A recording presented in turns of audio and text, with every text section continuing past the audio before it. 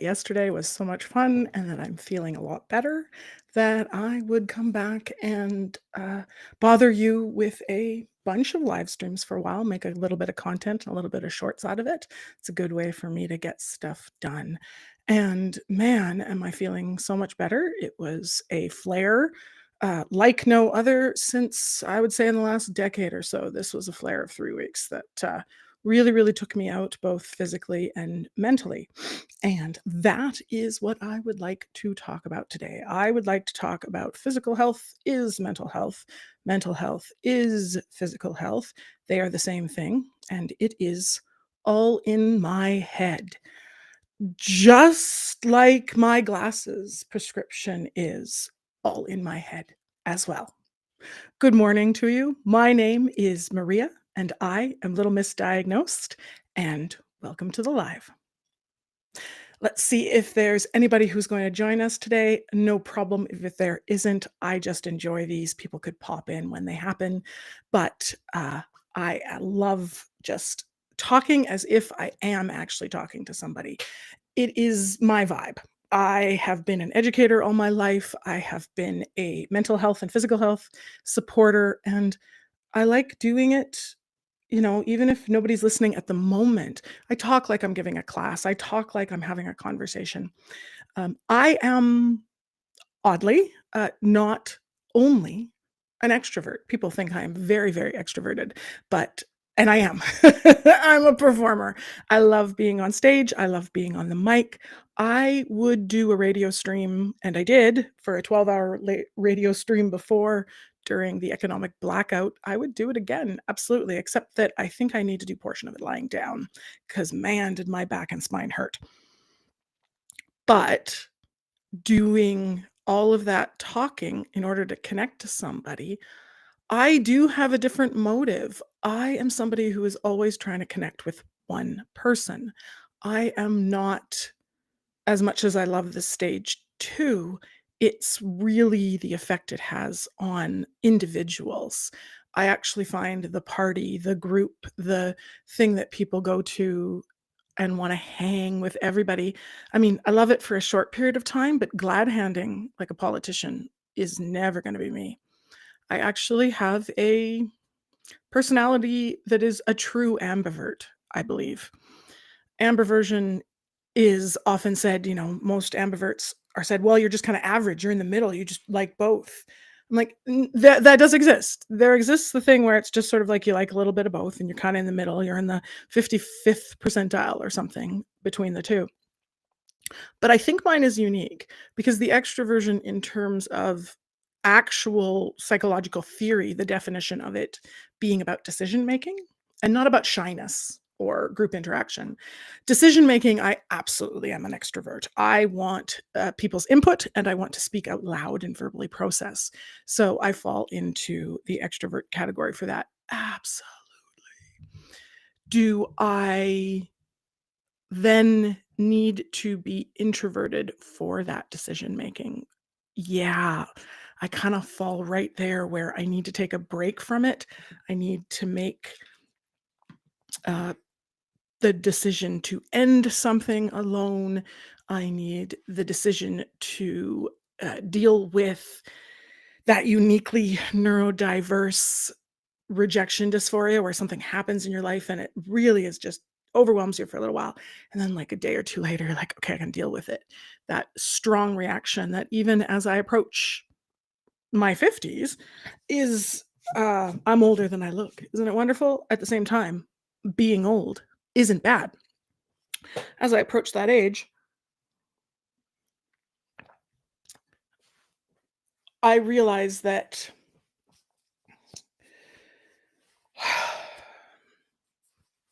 people invest so much in other people's responses to them in our culture that our internal lives are almost ignored.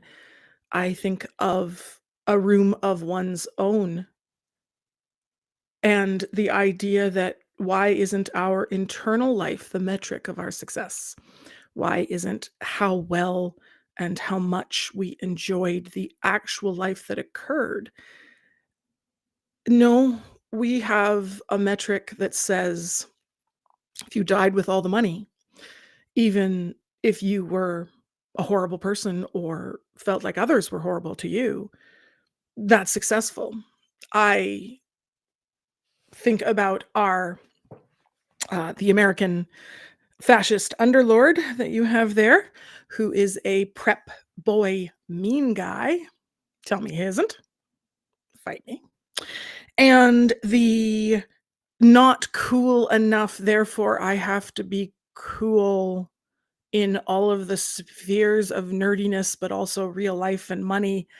Try too hard rather than doing something brilliant and different with my neurodiversity. His lapdog seems to be leaving politics. Good on him, because he is a genocidal maniac. He has decided, Mr. Musk believes that trans people should be dead, disabled people should be dead. Therefore, he is where I'm going to start as the epitome of an ableist asshole. The topic I want to take on today is that of metaphor and the words we use, and why the words you use are ableist, and how you individually are probably have internal disability ableism, internal body difference ableism, internal neurodiversity ableism, intersectional ableism is baked right into the system. The first insult that most kids learn in North American culture is, "You're dumb."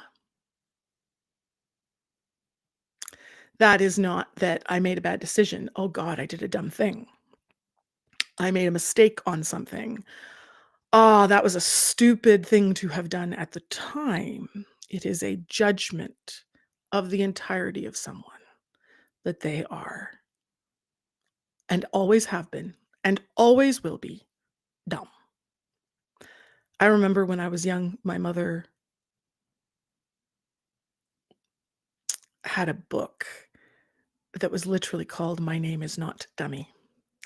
And I think that was one of the first books that I really didn't know what it was, but that's a metaphor, right? My name is not dummy. You can't call me that as a title or a name.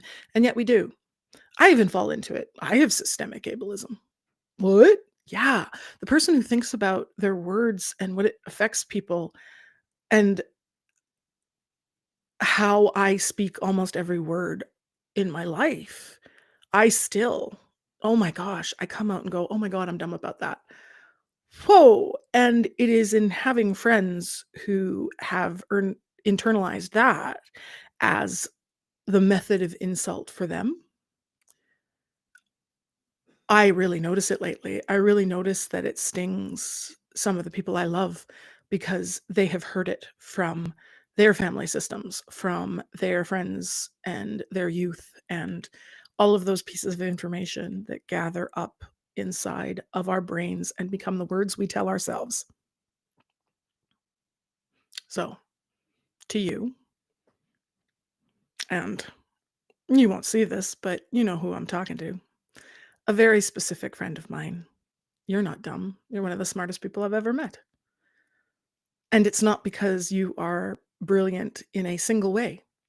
It's not that you are an expert. It is not that you are brilliant in something, but you are the smartest person across so many platforms, so much understanding that you built yourself. You built yourself out of learning bits and pieces from everywhere. You built it out of your multi-creative, multi-potentialite brain. And to me, as an academic, as somebody who has far too many degrees and will probably get far too many more in my life,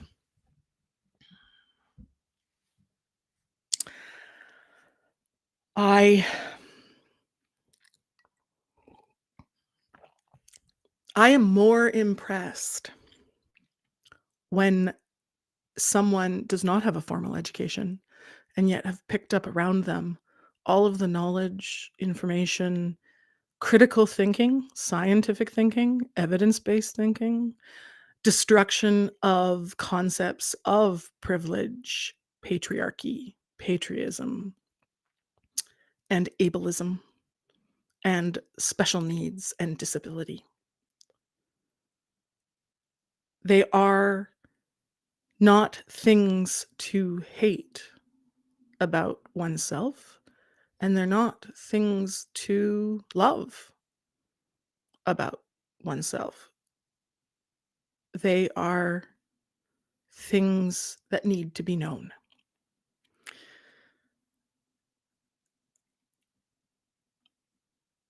And that's why I talk about being an ambivert. That is why I talk about words and metaphors so much, because knowing this stuff means that we can be proud of the decisions we make. We can be proud of the words we use for ourselves and for others. Pride itself is a very fraught, convoluted, messy metaphor in North American culture, isn't it? Pride goes before a fall. We have internalized a system of puritanism, of, well, there she is again. Thanks, Queen Victoria. Thanks for being a colonial jerk who decided that purism, temperance, oh, those things, and being a good person were all fraught up in that, all caught up in that. And she didn't start with her either. She was a pawn in all of that as well, having to be a female monarch and a married one of the first in the English and United Kingdom uh, history, the whole dysphoria of having to figure that out, right? Um, that history is still at play. We are doomed if we do not understand where our English comes from, our words, our internal metaphors, our history. Go watch Hamilton. What? People have said some of my things seem very tangential and off topic. That's kind of the point. I do have a solid linear step, but I want you to see all the things that connect. I don't mind if you don't want to hear about a specific part, but I'm hopefully have a line right through about where language came through, and I'm trying to pull in as many connections as possible so that you can see it did not start with you.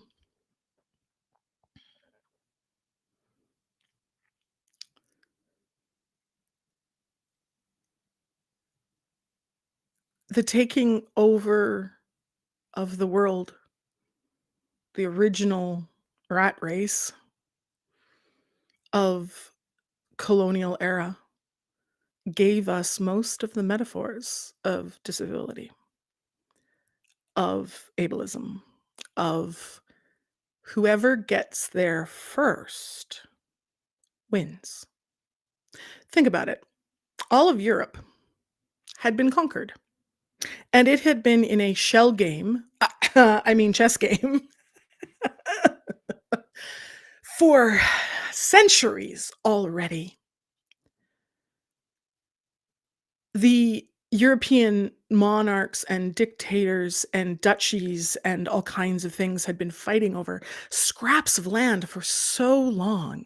Europe, all of it, could probably fit in the thing I call Southern Ontario. I haven't done one of those the size of yet, but let's go find ourselves one of those videos about a map that fits Europe onto Canada and see if it fits in the greater Toronto area. Tirana. We call it Tirana, like Tyrannosaurus Rex. Yeah. I think that just this little bitty part of Canada that is kinda like what I have to drive through to commute, and we think of it as commutable. I'd love to go, like, does that get you to Hungary? You know what I mean? Like, let's drive from France to Hungary, and that's a day's drive, for commuting. Like, regularly 6, 10, 12-hour drives are considered normal around here. You know, it's a whole different size and scape, and it had been fought over. The Habsburgs and all the people who'd fought over that history lesson of, that we've all forgotten, and I only know a really, really white Anglo-Saxon, sort of French, sort of, oh, it's so Latinate, it hurts my history. I don't know enough about the Slavic history that I come from. Why? Yeah. 'Cause history comes to us through our metaphors as well. So this is a big screen, right? My language can only today exist with what I knew yesterday and what I changed today. But even with that screen, I think it's still helpful. Fighting over all of that land, and what happens? They find more land. Incomprehensible land.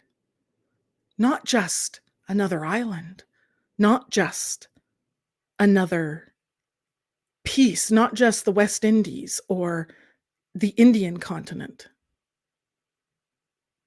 which is why we, at the time, and now pejoratively, use the word Indian for many of the North American peoples.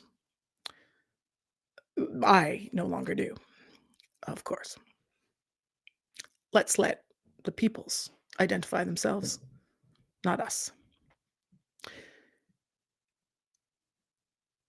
When they bumped into the end of land and the Gulf of America,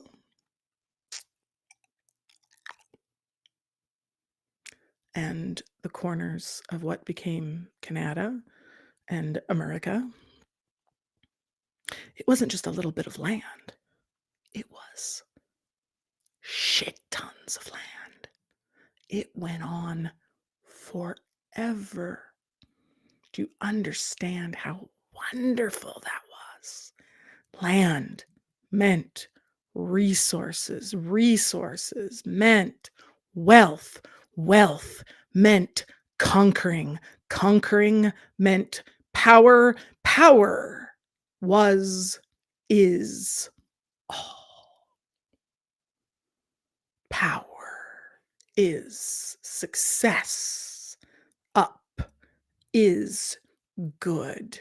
Money is better. Dumb is losing the race. Disabled is losing the race. Sick and dying is losing the race. Has anyone here played the Oregon Trail? Oh my God, flashbacks. I think now people are playing. The Oregon Trail was a really goofy game to teach you the history of the settlers, sort of vaguely, right? And I think at the time when I was younger, it was actually, like, unironically, the game and the quality. I think you can now play it in emulator, and a new generation of people have come upon the Oregon Trail as a game and seen it as like, my God, it's this great throwback retro. Yeah, well, I'm retro. Mm, that's gonna be my hold for a thumbnail. I am strike a pose. I'm retro. Old and ugly and fat lady has an opinion on the internet.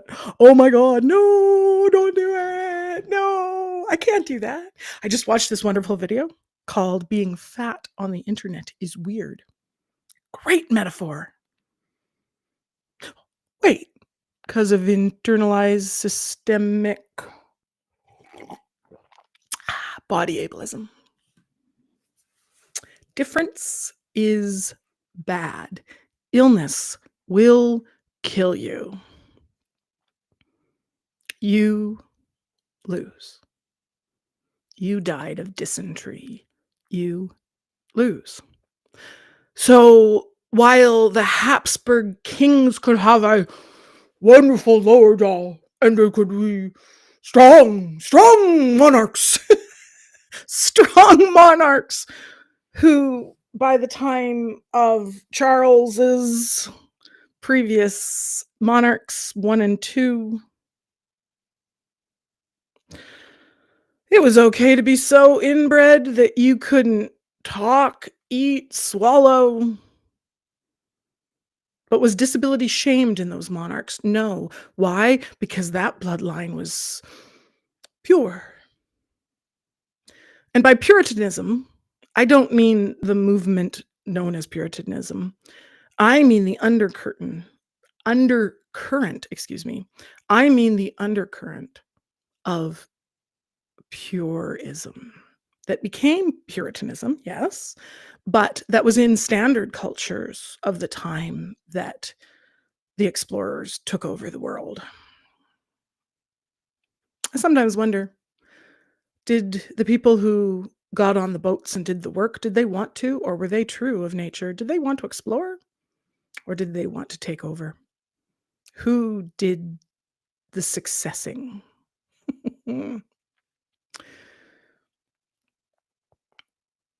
So all of a sudden, we have different metrics. We have tiny little lands run by mostly the Habsburgs and their progeny and stuff and things and things and stuff. Go watch History is Calling. History Calling? HS? Yeah. Go watch them. They're awesome. If you want to learn more about the details of the history that I've talking about, and please, please, please write in the comments some history that is not white, North American, British, UK facing, etc., etc. Give me some other views of it. But at the moment, that's the information I have. I'll change when I have new information. Absolutely, I'll view it through another lens.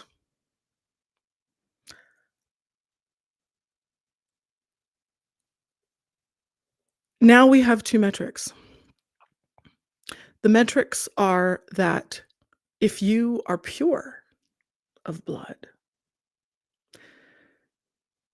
regardless of what that has done to your genetics, then you are the rightful ruler destined by God. And if you are a lowly worker, a pawn on the chessboard,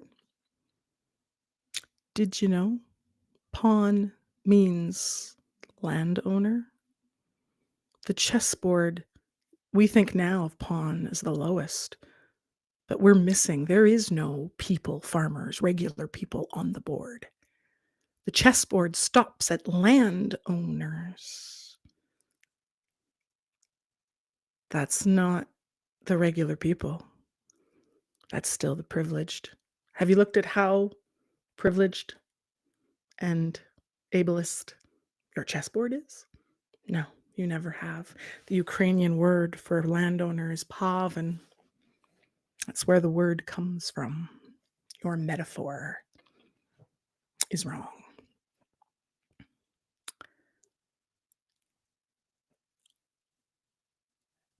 If you die of dysentery, then you lose the race. If you do not get the riches, the gold rush, the land rush, the water rush, the copper rush, the nickel rush, all of the rushes that occurred across what has become Canada and the US, Mexico, Central America,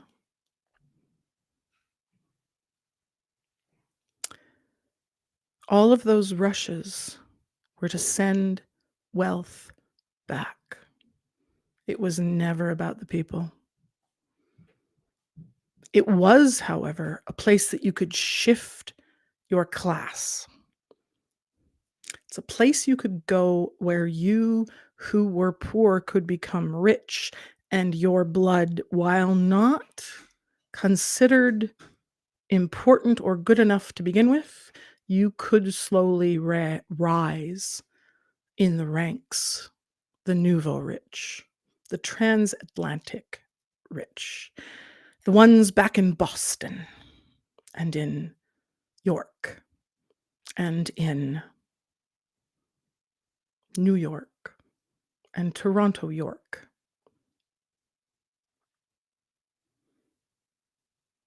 The War of 1812 is upon us again.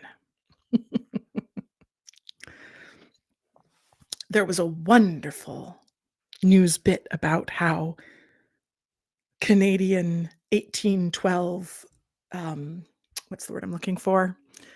Reconstructionists? LARPers?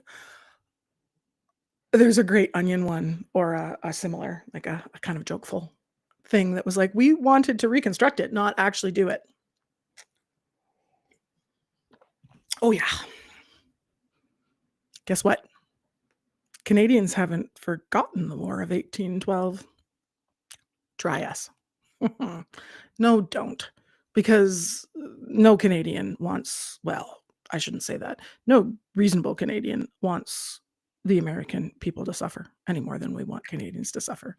We're a bit more intersectional than that overall, I would say. A bit more involved in human rights and everybody being okay. That fight for the nouveau rich, for wealth to be concentrated. Wealth can only be concentrated if you destroy and take and steal. That is what it is. It is stealing. It is stolen land.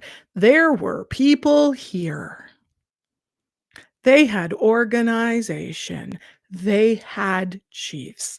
They had peoples and lands and spaces and metaphorical lines on the map, and they knew everything about it. It was not a new land. It was an old, ancient land that worked under a different metaphor. It worked under the idea that, yes, there was war. Let's not pedestalize the indigenous peoples. They were regular old tribes who wanted to fight and get more land or keep a peace or whatever. But in general, the idea wasn't that you took everything out of the land. It's that you took what you needed from the land. Is that made into a pretty Dances with Wolf metaphor bullshit? Yes, it is. Is it generally the case that that metaphor is different in the peoples and still is? Yes, I've seen it. Recently, I've had to integrate my 3 solitudes. And I've talked about this before, and I'll talk about it more, I think, in a separate video because I want to get back to the language a bit more. But I work on a different metaphor. I always have. I think it was partly instilled by my mother, my family, worked under the concept, and I don't even know if she did this consciously, but she worked under a different concept. Shout out to you again, Mom. That people took care of each other, always. Family is the people that puts everything down and helps you. That love is about giving and not just about responsibility. It is about parents taking care of children and not parentifying the children and making them be responsible for you. All of these metaphors I grew up with, I realized that they came from my mother and father, but they also integrated with my experience within the tribes people that I got the pleasure of being beside for some of my childhood. And growing up as white and as brown and as red. Let's just say that in Winnipeg, Manitoba, in the 1990s, red is not best. I took a social worker course out of interest last term just to get some history on social work in Canada. And the professor was an Indian woman from India. And she finally helped me see that the hierarchy of good to bad, as it as it is, as it is not, but as we believe it is in our culture, is that white males, white females, educated brown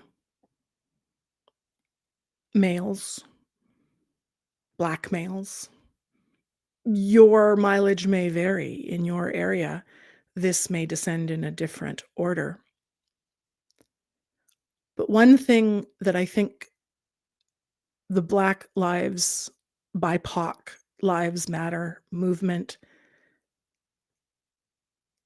didn't highlight enough, not that it was their job, so that's a weird thing to say.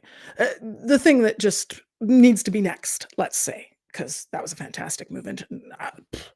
Go on, keep going, keep going, keep going. More, more, more, more. Intersectionality. Black Lives Matter. Brown Lives Matter. Red Lives Matter. Why do we talk about the specific groups? Because they haven't mattered up till now. We can talk about all lives mattering once we talk about the individuals that don't matter at the moment. This professor finally noted that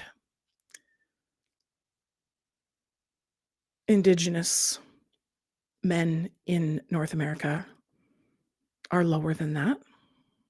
They are lower than black and brown. We just leave them off. And Indigenous women are not even human. The metaphor is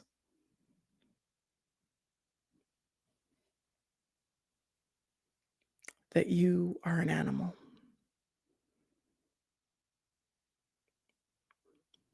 The dogs of white men in settling times were taken care of better.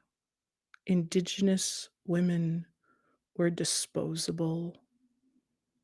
They were cattle.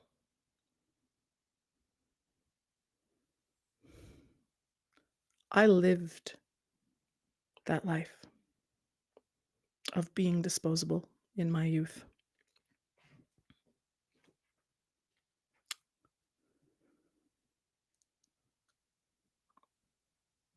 So when someone says, you're dumb, you're stupid, there's a lot more going through my head than just, I made a mistake or you're trying to insult me. What else have we internalized, systemically used as metaphors for ableism? I grew up in a time where it was okay to say, you're such a... the R word, supposedly. I had someone in a comment try to say, oh, it's a word that means retardé. It means too slow. Yeah.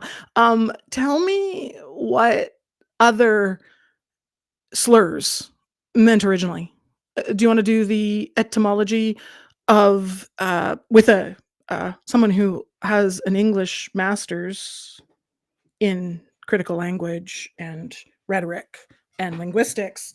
Do you really want to take on someone and tell them that it had a meaning? Yes, all that doesn't mean that you can't know that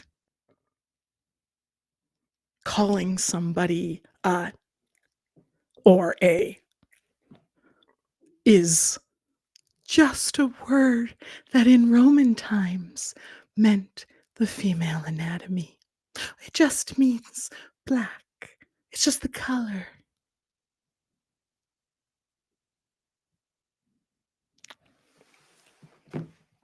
There we go. Is that a good should I use that as my that's my thumbnail? My AI thumbnail, that's what I'm uploading for it.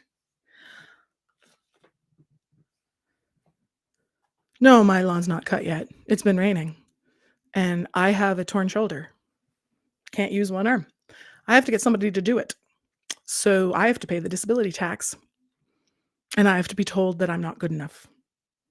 I have to be told that I'm not up to standard. I have to be told that I am making the neighborhood look bad. I have been told that I am not doing my civic duty because I am disabled. They don't think of it that way, but that's the point. That's what a microaggression is. Something that the person doesn't notice, but that does not mean it does not do harm. Leaving out poison and then saying, "Oops, I didn't mean for someone to eat it." Oh, are you gonna be trouble there? I am babysitting a cat. I have never wanted a cat. I've never thought of myself as a cat person. I have never been interested in animals because of my disability. I don't dislike them, but they're neutral. I'm not a lover. I'm not a squeezy. This cat is. We have been taking care of a disabled cat. Actually, we've been taking care of a cat whose paw was cut off by abusive owners, and it has changed the cat's personality. Sound familiar? The way they talk, the way they move, the things they have to deal with. And so, in my house of misfit toys, I am babysitting a cat for a while. So, I have now entered the YouTube meme of cat in front of camera that I thought I would never, ever have. So, let's go look. Let's take a look at some of the language.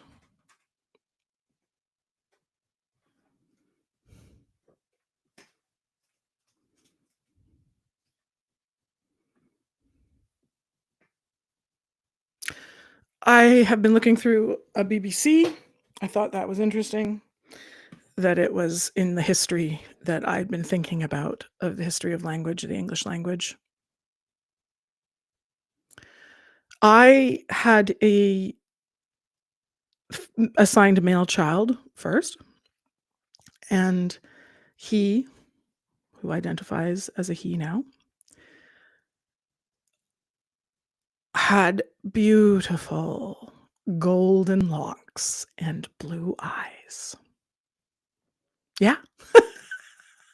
My first child was a white as white, peachy cream circle corkscrew, and I grew out his hair, 1, because why not? And 2, because, man, curls, look at these curls.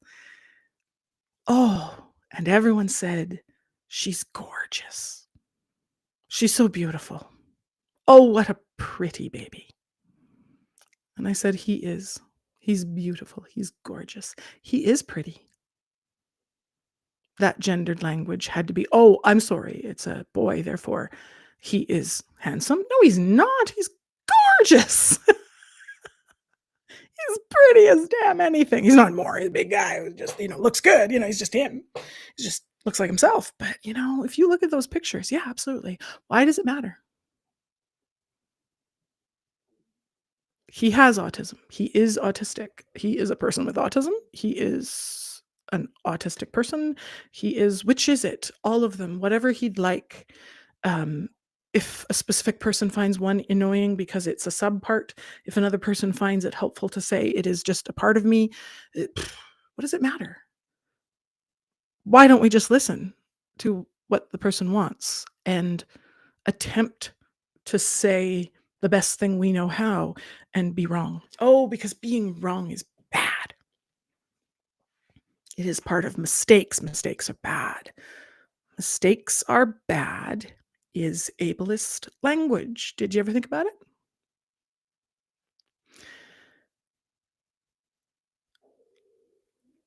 Given how ingrained ableism is in our society, and I am quoting, rooting it out may seem an overwhelming task.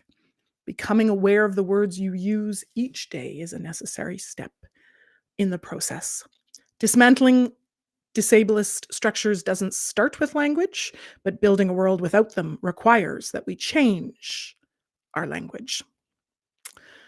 That's from the article Harmful Ableist Language You Unknowingly Use from BBC. I'll link it down below.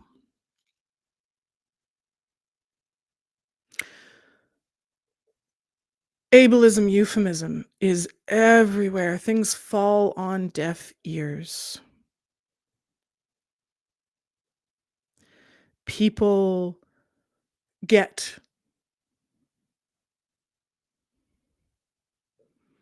they are blind to what they didn't know.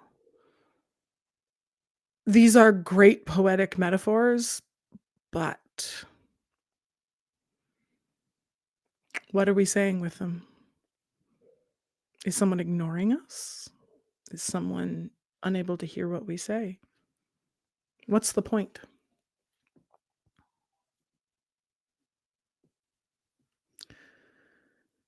In this article, the thing that struck me was that 2/3 of the British population feel uncomfortable talking to a disabled person. What? How do you even know? Invisible disability strikes again. Invisible disability girl. That's I need my. I should get a cape. Someone give me a cape. Or a $500 brace that I have to wear around every part of myself, even though I also have a thing that makes elastics and things wrapped around me uncomfortable and hot and sweaty. I also have to wear a brace that wraps around me so that my joints can all be held up. Wow, talk about a catch 22.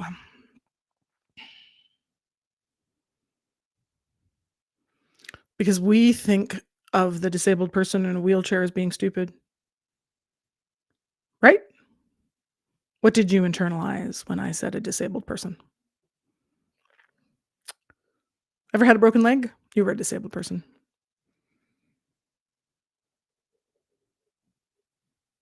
Ever gone to work after the flu for 2 weeks? You were a disabled person. Were you chronically disabled? Were you lifelong disabled? Probably not, but why isn't that being disabled? And what's wrong with it? You're you have an ability that's not working quite right. Do I have a disability or am I disabled? I don't know. Sometimes it's both.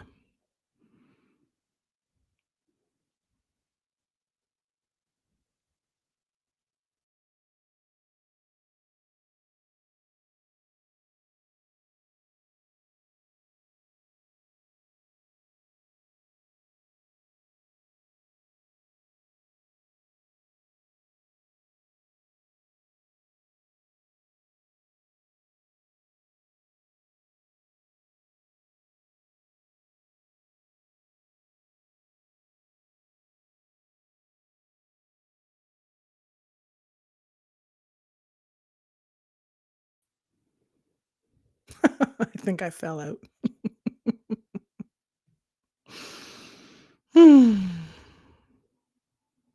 Is it going to put those together or did I fall out of my recording?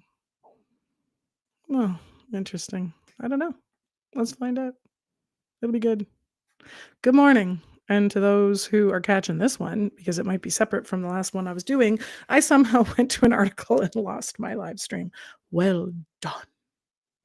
I made a mistake. Probably me. And you know what? That's okay.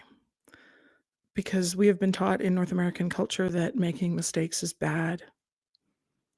We need to not fall down or be held up by anyone because we need to make it across and find our land and become rich and successful and live the American dream, which is actually one of ableism.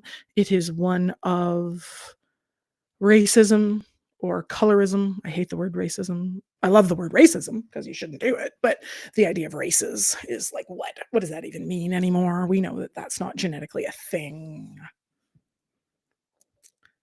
And that, you know how I know? Because racists don't care if they're wrong. It is colorism. It is identifyism. It is diversityism.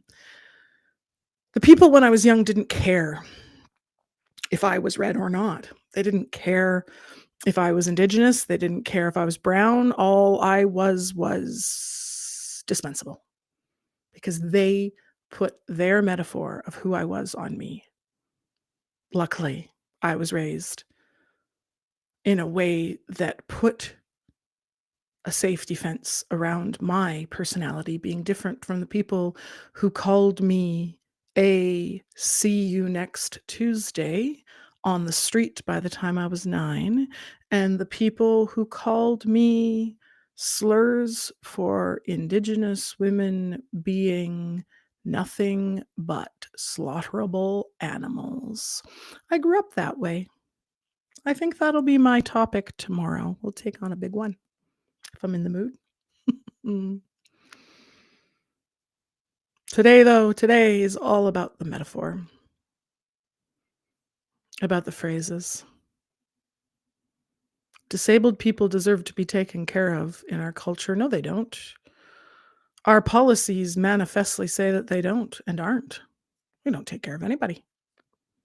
You're on your own.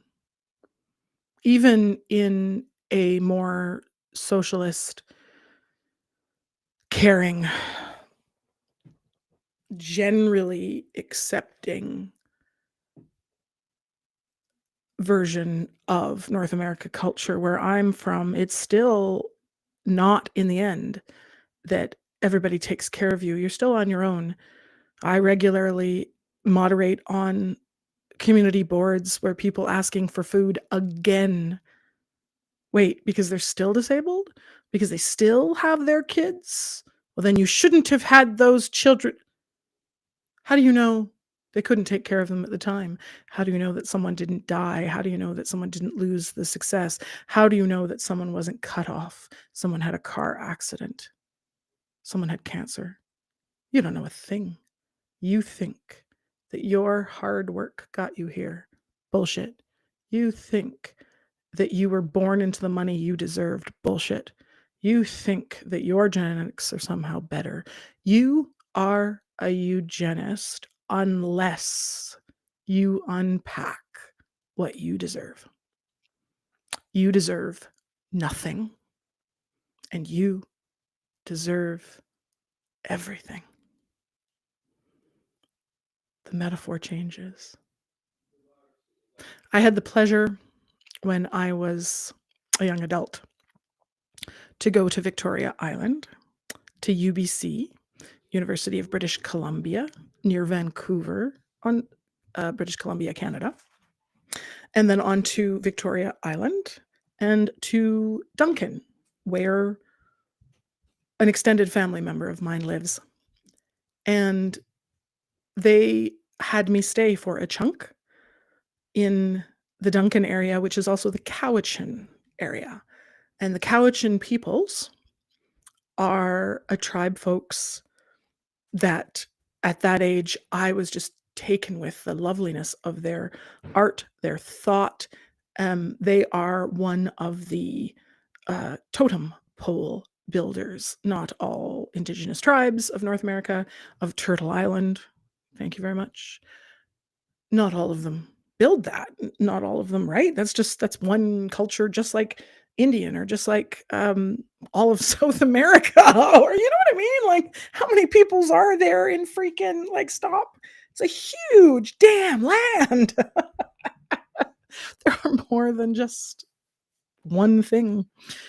But they have those large trees that they would turn into gorgeous. Oh, and knitting. Oh, like the wool work, I think it is. Beautiful. And silver work.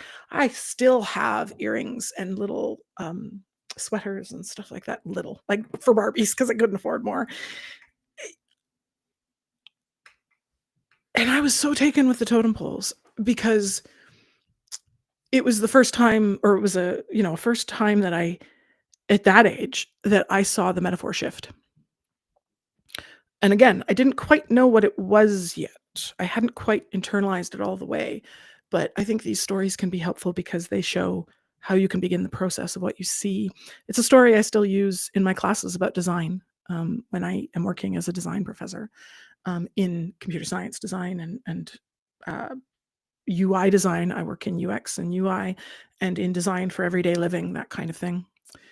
Or I try to when I'm not laid off because they overhired, and the college that I work for hired temporary professors who were mostly women and brown men. Add that to the pile. Oh, and then they laid them all off when the international students changed. That was their pot of money. And now all of those students are here and everyone hates them. Whereas I think of them as being screwed over, as settlers who came for a better life, who were then told no. Sound familiar? Oppressed people much?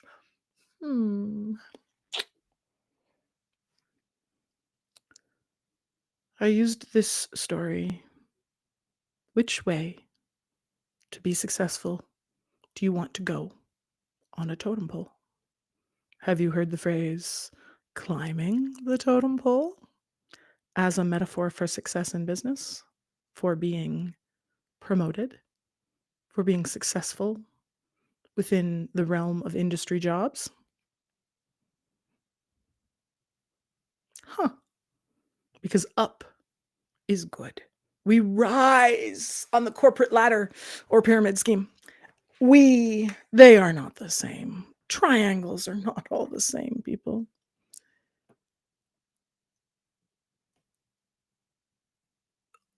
We look up to people. We frown at them. We look down at them.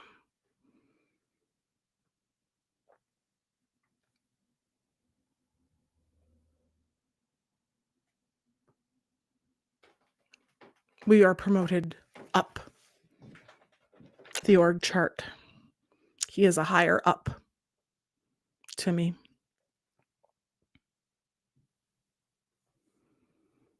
The Cowichan people have birds at the top.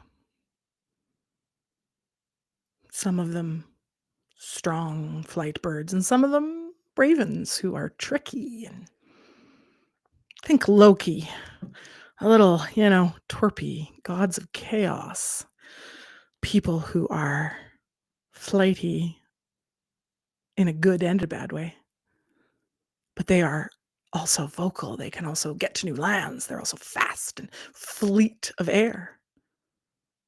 They're also troublemakers. And there are sparrows and ravens and eagles. And there are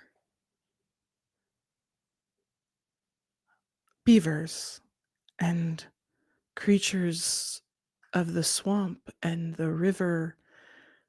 And there are fish and there are deer. And there are strong animals of so many kind as you go down the totem pole and you carve in the moose, an animal that if you hit a moose on the road, you will lose the top of your vehicle and the top half of your body. Never, ever hit a moose. The moose will win. Well, won't win in the end, but I was taught on driving roads in moose areas to never, ever stop, do anything you could not to hit them because of how much damage that large an animal, we don't think of it as that large. Go measure what it's really like. They are dinosaurs on sticks, like, oh my God. And then we go down, the stronger, bigger animals. the mountain lions that used to exist in some areas, what else was there? There were other animals that don't even exist now, but the ones that are at the bottom are the bear. Most chiefs identify with being the bear.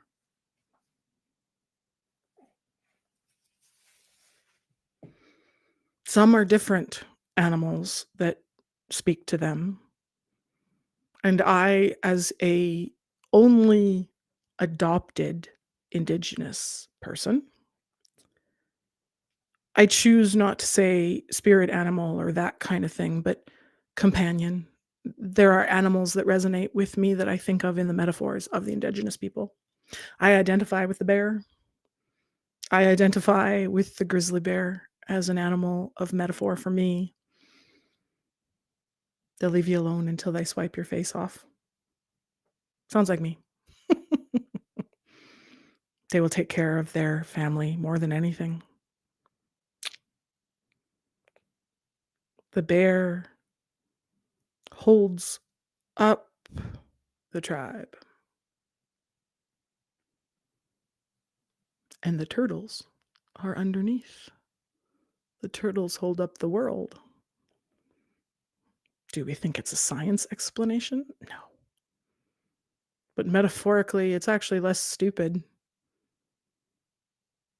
in terms of the chain of existence and the connection from each animal to another.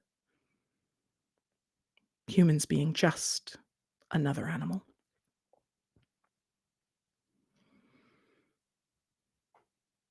It shows an interconnected web rather than every man for themselves, every race to be won by money.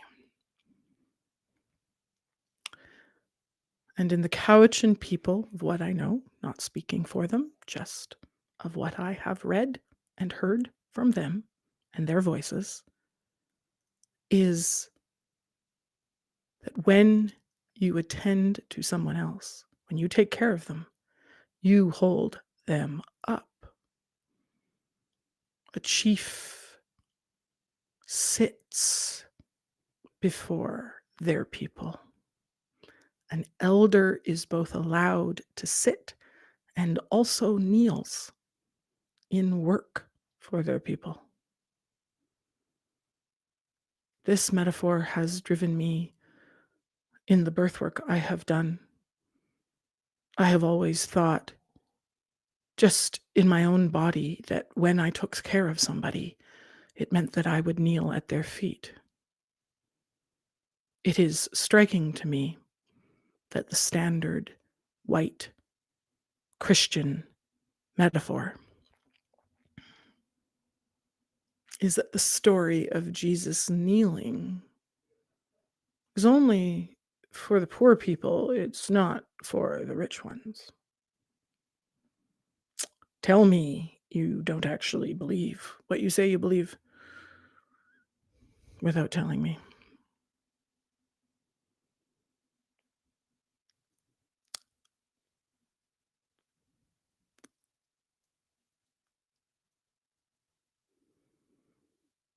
Jesus washed the feet of his people. Moshas, the doulas and midwives of the Ukrainian people, washed the feet of the dead, the just born, the just birthing, and the just birthed. And doulas, a word which means slave. But now, I hope means servant. But even that, classism, that ableism.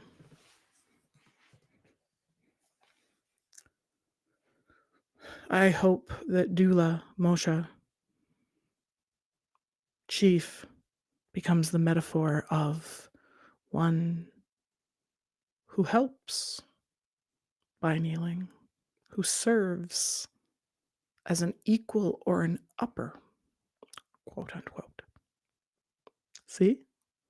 How do I even explain what I'm saying without using the metaphors? But then I have to note that I'm trying to change them. It is not beneath someone to kneel. It is quite the opposite. It is the strength of someone to sit, to listen, to lower themselves in strength, in peace.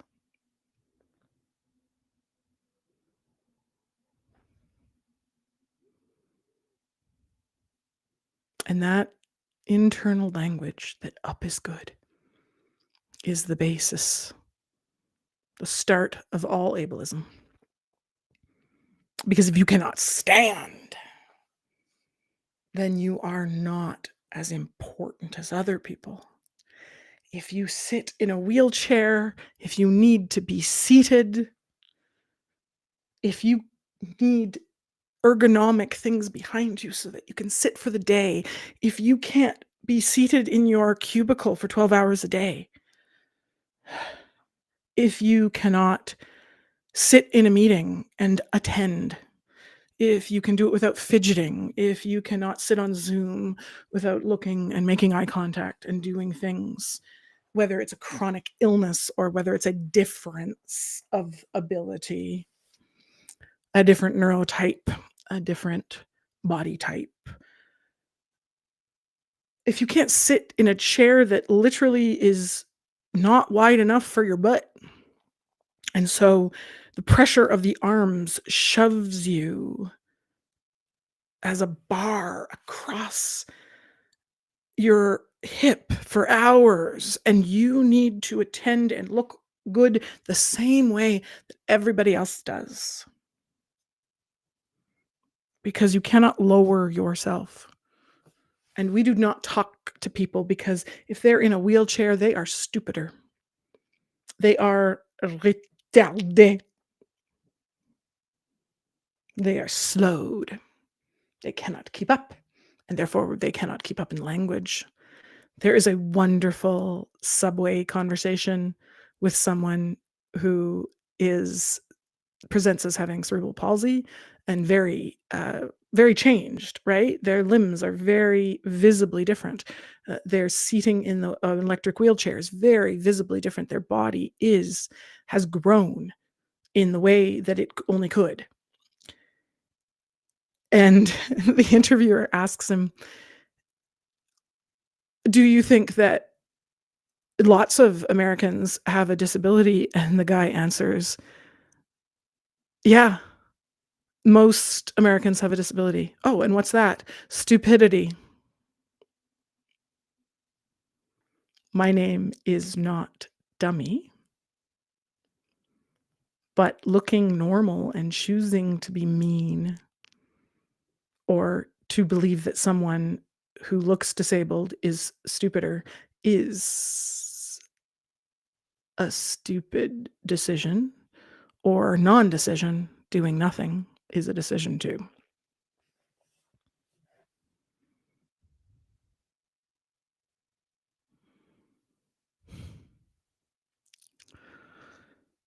I have my qualms with YouTube, with TikTok, with these platforms that allow us to broadcast as average humans.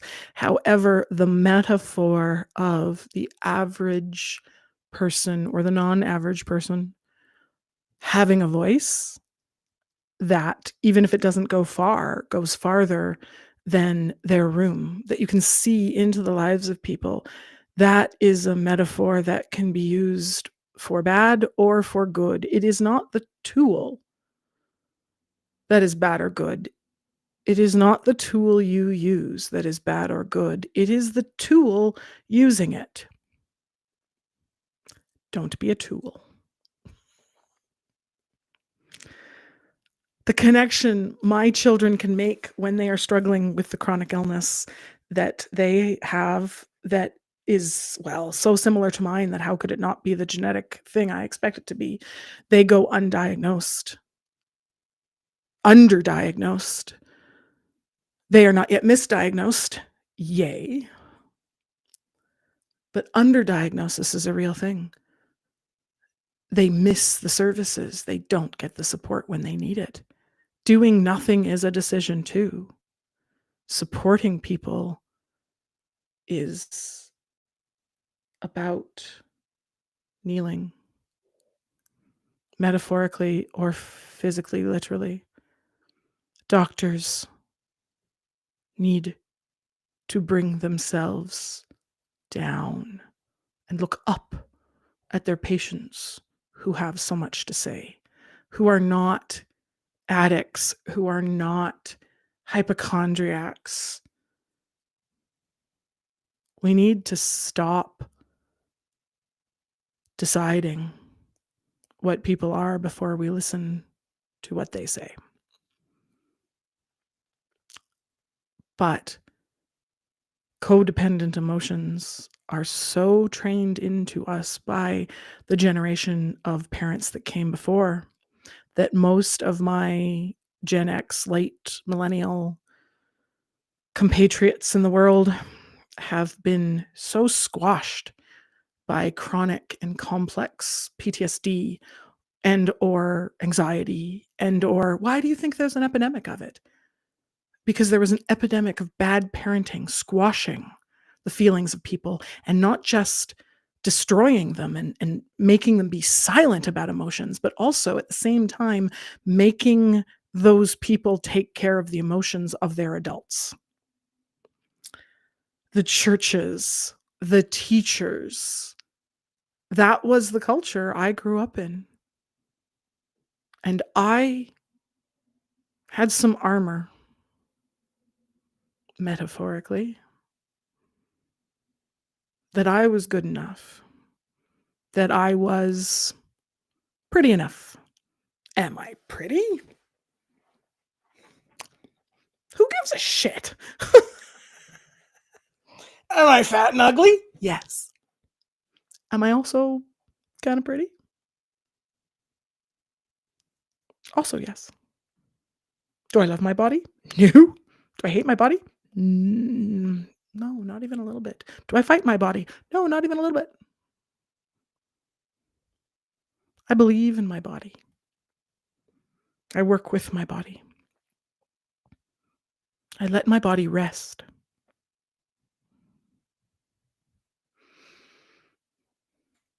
I wear makeup that makes amber eyes that have a blue-eyed child and therefore are interesting and different color.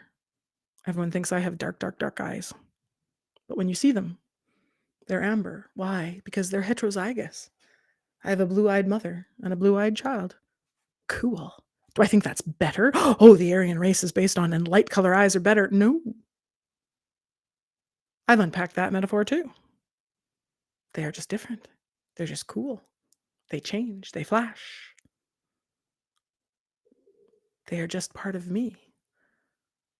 And they are all in my head the same way my mental health is, the same way my disabilities are, the same way my metaphors are.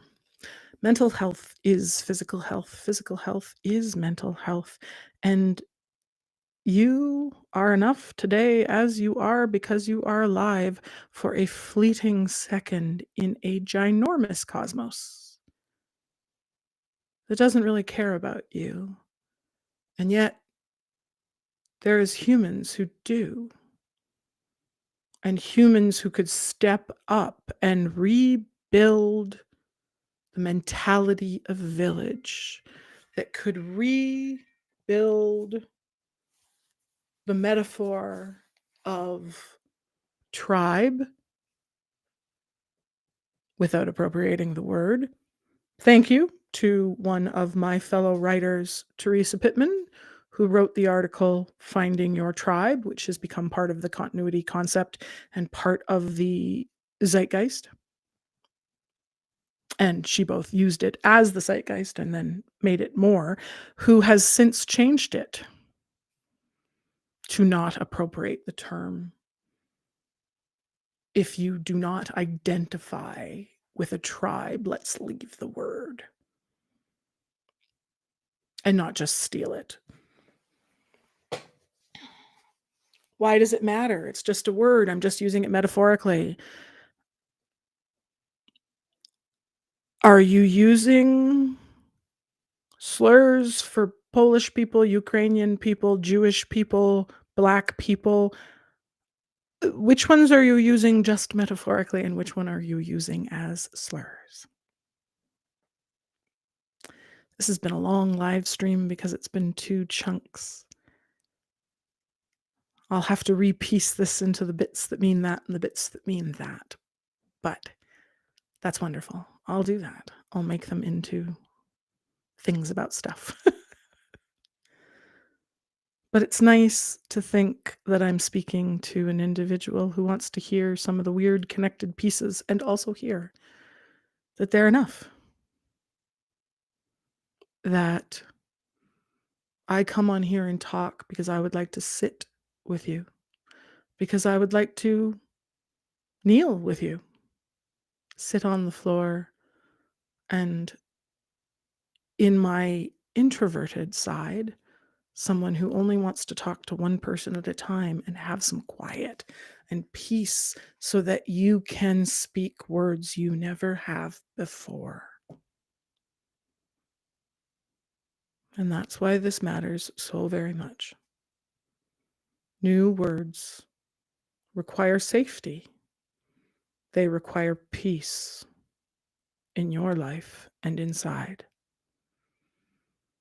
And they require a whole bunch of bravery, especially when speaking words you had to take care of all of the adults in your life for so long that you are afraid that your words alone hurt people because they are sad.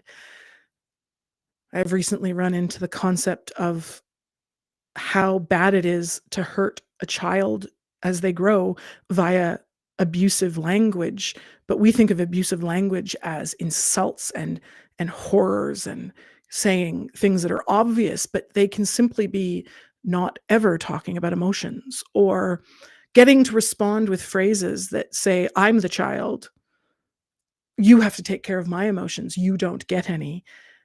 You internalize the metaphor that you're hurting people because they're sad, because those people in your life previously yelled at you and said, now see what you've made me do. Now see what you've made me feel. You made me angry. And I'm not saying that we can't have an effect on people.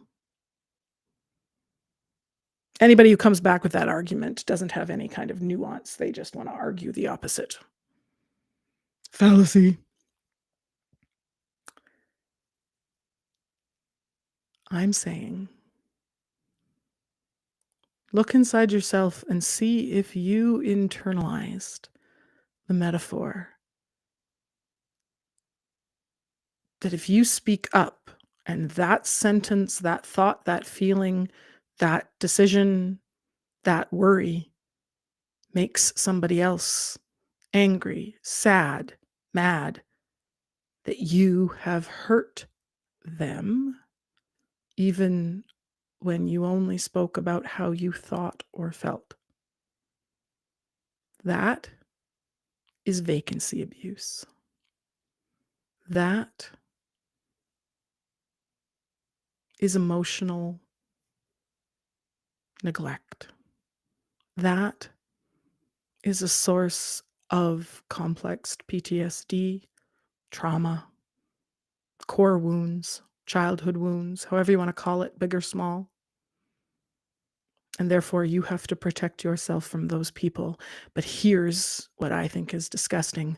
It also means that when someone is honest, when they cry in front of you because all they want is to be sad with you, or they say that hurts, and all they want is to share in common grief, or they feel they need a little while because their body reacts with rejection dysphoria or post interaction collapse, like coming home from something where you've put on a mask and falling apart.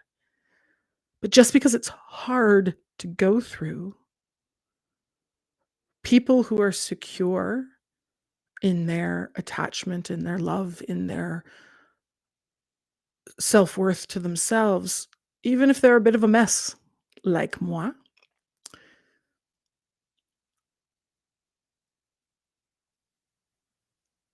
good people, wonderful, caring people out there have spent so much time taking care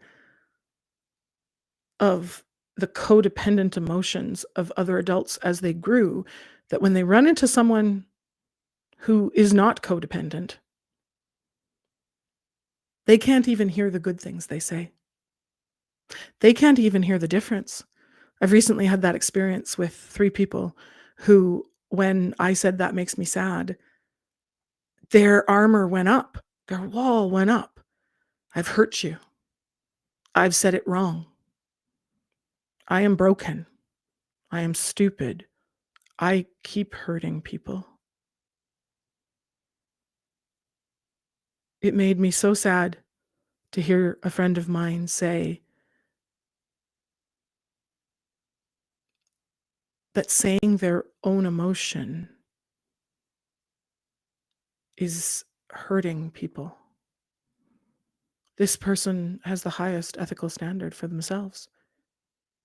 They literally, well, they'd hurt a fly, but just the bugs, just the ones in the house. But they would worry about a fish or a bird. They hold themselves to this incredibly high standard because it's the only one that kept them safe and at peace in their childhood, I believe. I believe these people were raised with metaphors that you are making someone else mad, you are hurting them, you are not allowed to have your own emotions. And not only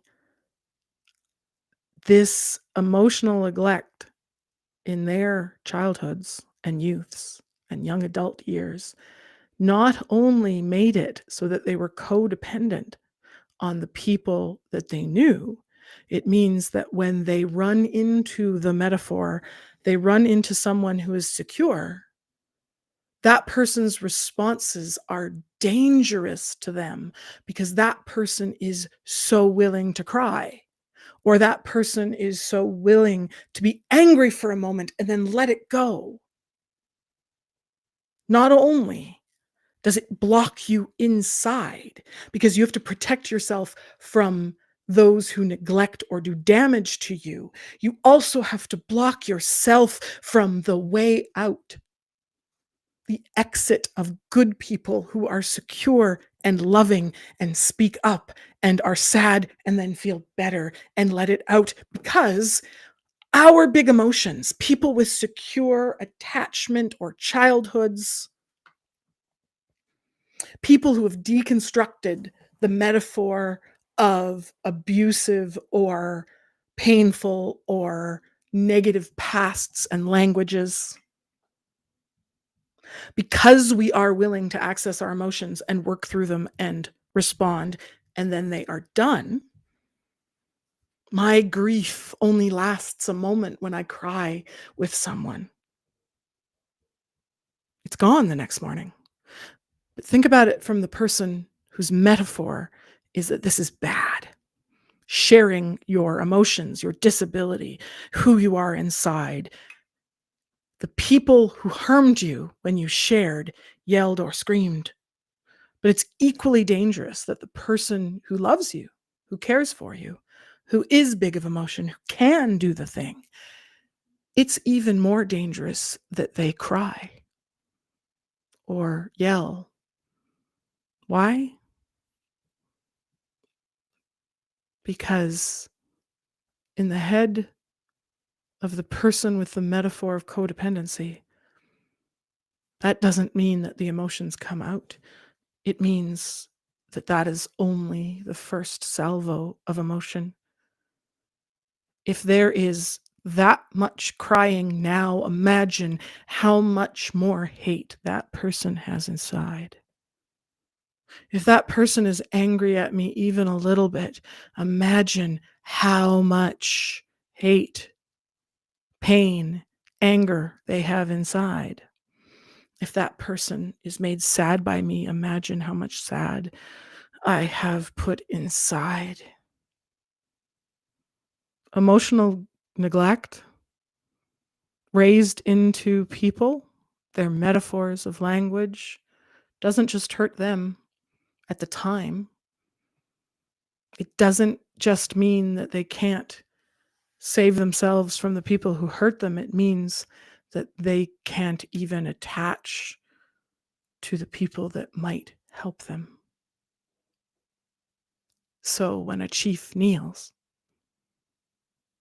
they are lowering themselves. And when a person in a chair helps them, they worry that you can't give assistance to someone who's disabled because they're worse off than me. Oh, my joints are worse off than you. My heart rate and body and tissues are way worse off than you, but my brain will run circles around you immodestly. My thought processes, my interests, my ability to help and see what is needed. Why do I have to hide that under a bushel? Why am I not allowed to be good at what I'm good at and bad at what I'm bad at? Oh, right. Because that's not success. There is a hierarchy. There's a list. And I'm not on it. I can't wait to turn some of this into my fat, ugly old woman has an opinion on the internet, because those are bad things. Because those are the only things that matter about a person. And add to the list, crippled. Thank you, Victoria, for Dickens.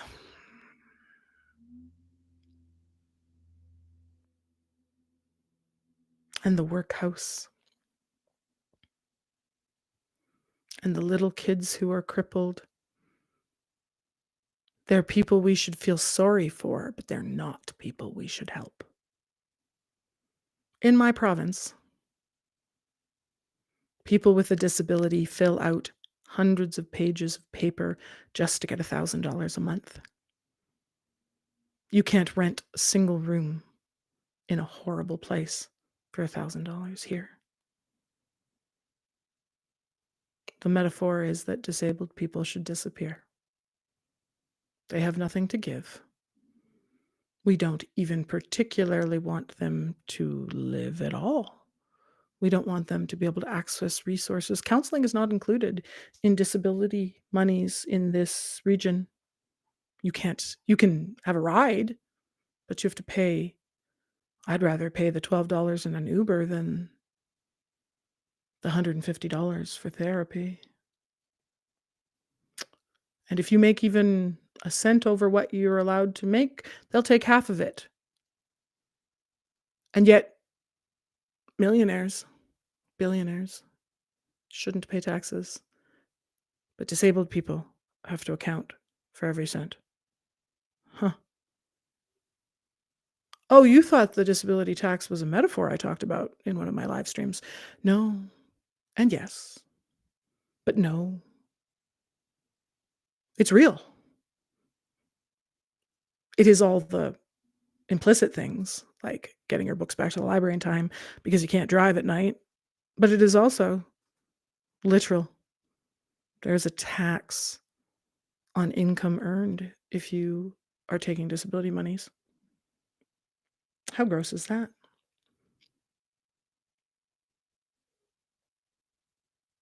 You are broken. You are worthless.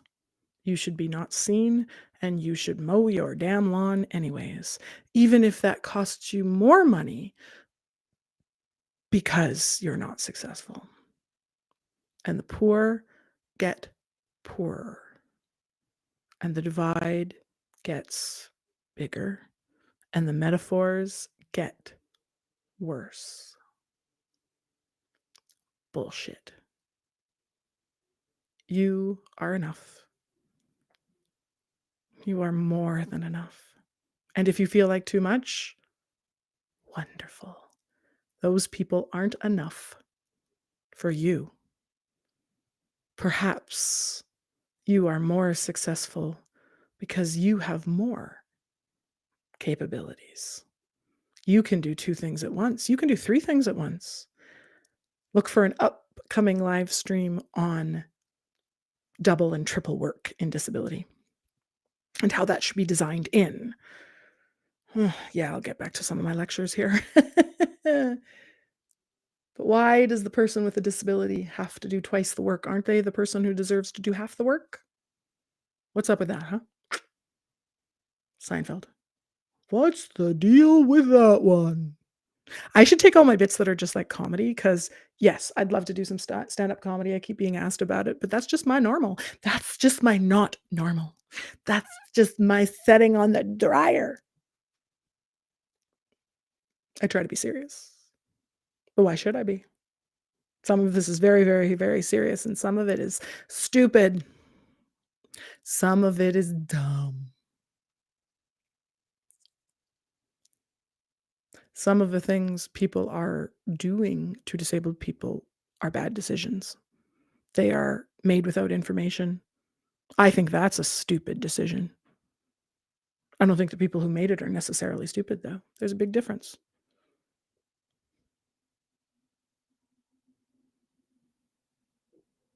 What's your metaphor? What's your metaphor? What is your inception language? What constrains you? What goes through the back of your head? What language were you allowed or not allowed when you were young or when you were disabled? I will soon be also doing a live stream on consent in disability and how it begins the trauma process. When you are told that you cannot say stop or no. That'll be a bit heavier, so we'll leave it for a little later while we do some more fun things about clothes that fit when you're disabled, about tools that I use so I'm not a tool, and how I expect other people to start doing the work. So some of the things I do to press back when people make bad judgments of me, like the door sign I have that says, for if neighbors come up and want to complain about my lawn, I say, here's very quickly what is going on. Would you like to volunteer? Would you like to help? Is that why you're here? I'll assume that's why you're here, to help the disabled single mother of 4 who has a child with a massive depressive episode who needs constant care and other medical disorders and a life that is hard with a layoff. Who am I going to pay? Where does the money come from? Do you think $1,000 a month will run my life for my 4 children and me? Oh, that's right. I get $25 a month more for each of them. Well, except maybe the adult, I'm not sure. $25 won't get you Uber in this area. Yeah, that's one burrito, tax and tip. Yay, that'll work for a month. It stopped raining and the sun has come out, and I wonder if the grass could be cut. But I also don't care too much because grass is not a metaphor I believe in. Do you? It's just a lawn covering. It's just a thing. It's just a way that we separate land. Stolen land. And if you want to leave Canada or Turtle Island, then you should leave. Because I, as a white and brown and red woman, as a disabled woman, as a fat, ugly woman on the internet,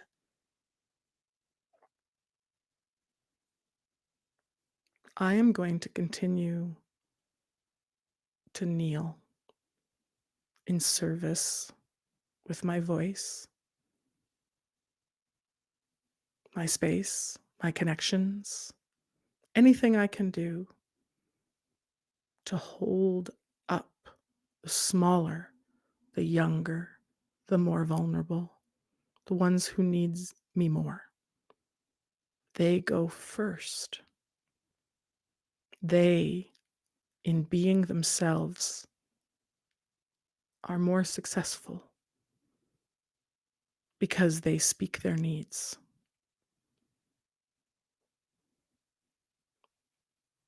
I will not change the world in one day. I cannot change my past and I cannot change the current, but I can change today and the next day in the language of my children. I can change the language I speak with my friends. I can listen differently and I can listen different. I can use different sets of understanding to listen, and I can also try to put myself in a different space when I listen and be calm and quiet, but also see their metaphors, see their hurt. Empathy will win the day. It may not win the hour as it is being destroyed systematically by fascist assholes in the US.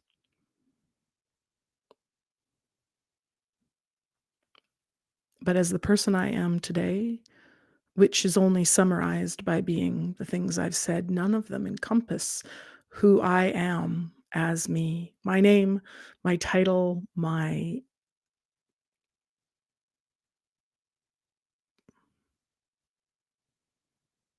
the words about me only summarize. They only categorize. They do not encompass everything that is me. And all of my off-topic shoots and historical weirdness and connections to other things show you that there's way more within one disabled person, one more neurodiverse person, one more queer person, one more female presenting person, one more racialized person and not racialized person, confusing all about that, one more rich poor person, one more average not average person, one more voice. It doesn't change it instantly, but it changes it in one generation. The children who have metaphors of consent, the children who have metaphors of trans safety and love, the children who have metaphors of pride.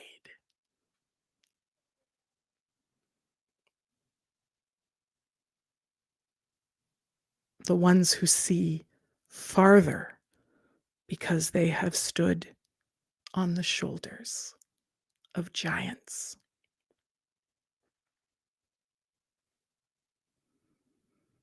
One day I hope to be a giant on which others can stand.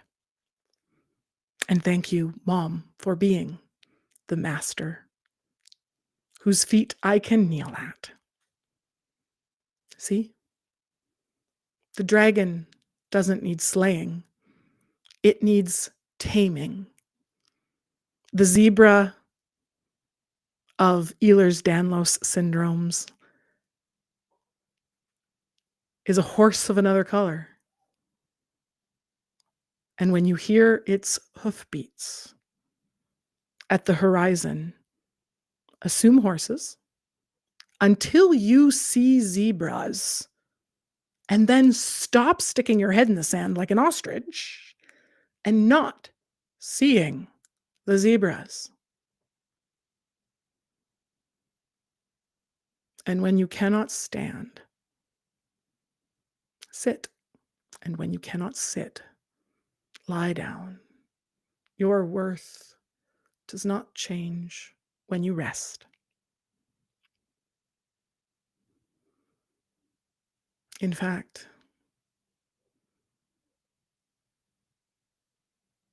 it makes you more someone who is willing to deconstruct and say, my regular mammal body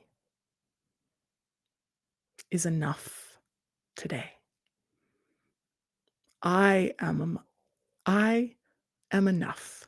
My emotions are enough. I am not too much and not too little. I simply exist today.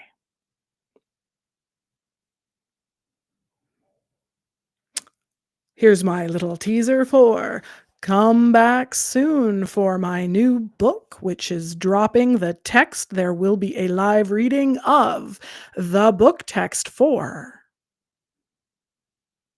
red light, green light, gaslight, daylight. That's right, people. There is going to be a dramatic reading of my introduction to inner core wounds and internal family systems done as a Dr. Seuss book. Come on down. And